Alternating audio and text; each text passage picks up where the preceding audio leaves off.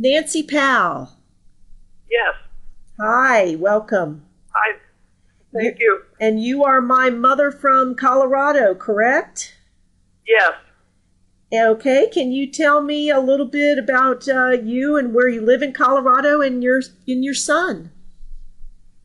Well, my husband and I were transferred to Colorado Springs to Fort Carson in '83, and our son was born there. And we've essentially been Colorado residents since then. So we live in southern Colorado Springs. And why did your son become a soldier, Nancy? Well, he was born to Army parents. Both Dave and I were in the Army, and we always kind of thought he probably would go into the service. And throughout high school, he had a video production class, and of course they would always have to do videos, and he would create a military scenario, and he would come up with the costumes by using our old uniforms or going to the thrift stores for things and creating his weapons and everything. And actually a couple of times the police got called because they looked so realistic that people in neighborhoods thought they were terrorists. Oh my goodness.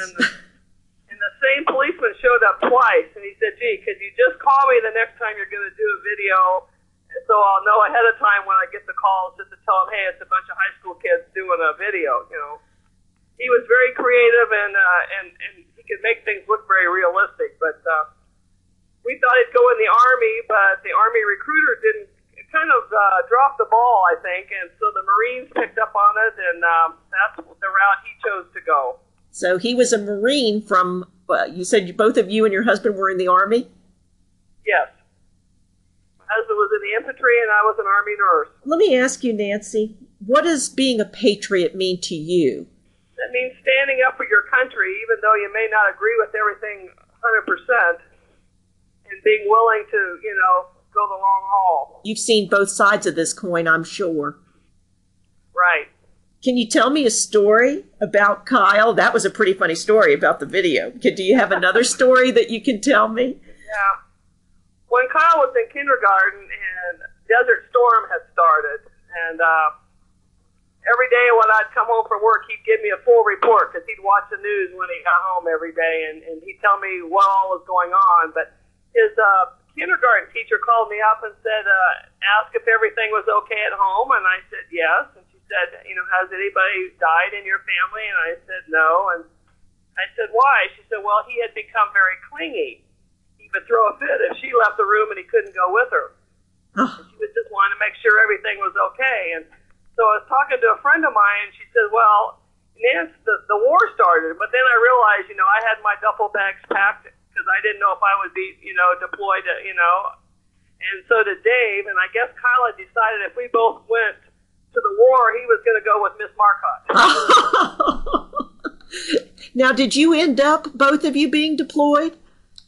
Neither one ended up being deployed. A lot of our friends went, but we didn't. But a lot of the kids in my son's school were from military families, so he knew other kids whose parents were leaving, So I guess he was just covering his bases. He was absolutely covered. And she was a very special young lady anyway, so.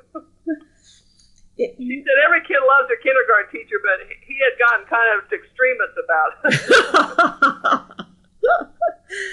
What words of advice would you offer, Nancy? I mean, you've seen both sides of the coin here. What words of advice would you offer to other parents of soldiers in the field? I would just tell them you want to make sure they know you're 100% behind them all the way. Even if you didn't really want them to join, that you're extremely proud that they're courageous enough to step up and put their lives on the line for all the others of us, here. Some people left, behind are not always positive, and because our sons and daughters were willing to step up to the plate, everybody is able to believe they want way they want and say what they want. That's the freedom that we enjoy here that other countries don't. But you just want them to know you love them and that you believe in them and that you're so proud of them every day.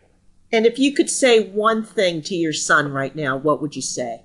I'd say that we love him and that we miss him and that we're so proud that he was our son.